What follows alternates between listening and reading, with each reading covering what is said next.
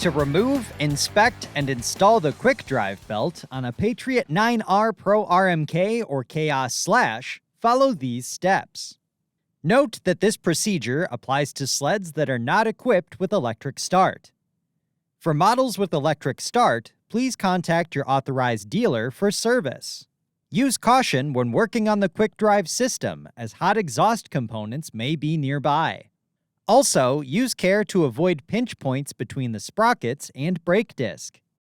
Ensure the snowmobile is on a flat level surface, and set the parking brake. Before continuing, allow the vehicle to cool completely to prevent the risk of burns. Remove the right side panel by turning the 3/4 turn latches. Pivot the panel away from the sled and pull out to remove. Continue by removing the push-pin rivet, securing the fender to the console.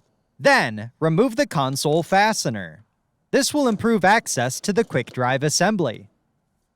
Continue by removing the fastener, securing the fender to the footrest. Then, pull the fender out to release the retention point. Before continuing, place a protective mat on the left side of the sled to prevent scratching the finish when the sled is tipped on its side.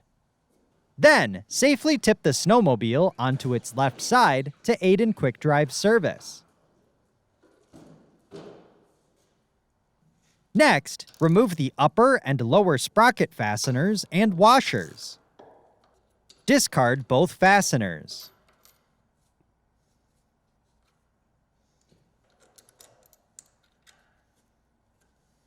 Then, begin working the belt and sprockets off of each shaft equally to prevent belt binding. If a sprocket stops moving, it may have been pulled out too far in relation to the other sprocket. Realign the sprockets and continue working off the drive shafts equally. Once removed, inspect the belt for excessive wear, frayed edges, missing cogs, loose cords, and cracks. Also, inspect the sprocket teeth and surfaces for damage, and replace if damaged. Next, release the parking brake to aid in sprocket installation. The belt and sprockets must be installed as an assembly with the arrow on the belt pointing toward the front of the snowmobile. The flange on the upper sprocket must face away from the brake disc. The lower sprocket must be installed flange side in.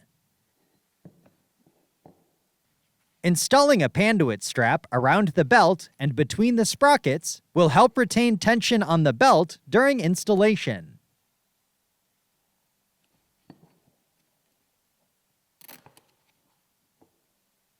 Next, install the upper sprocket onto the jack shaft.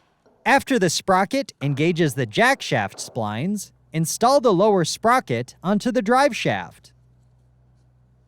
Once engaged, slowly work each sprocket evenly onto the drive shafts. Continue working between each sprocket until both are fully seated.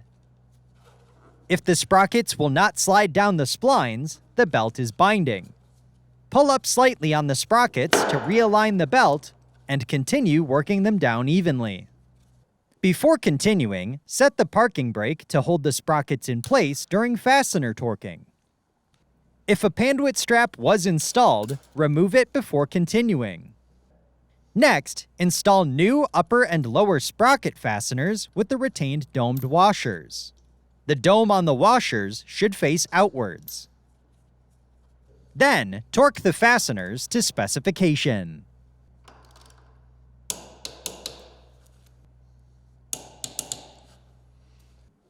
Once torqued, safely tip the snowmobile back onto its skis. Next, realign the lower fender with the footrest, and re-engage the footrest retention tab. Then, secure with the previously removed fastener, and torque to specification. Continue by reinstalling the lower console fastener, and torque to specification. Also, install the pushpin rivet on the lower right portion of the console. Next, reinstall the side panel by inserting the upper tab and pivoting in to engage the lower tab.